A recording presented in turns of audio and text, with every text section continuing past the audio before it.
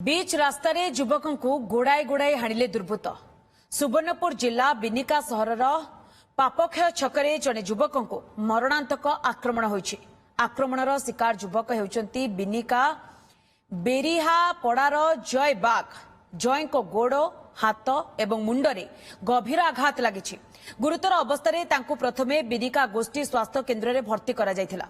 परे स्वास्थ्यावस्था संकटापन्न थिबारु बुर्ला स्थानांतर करा जायछि। तेबे केउ कारणरू जय को आक्रमण करा जायछि ताहा एपर्यंत स्पष्ट होई नाही।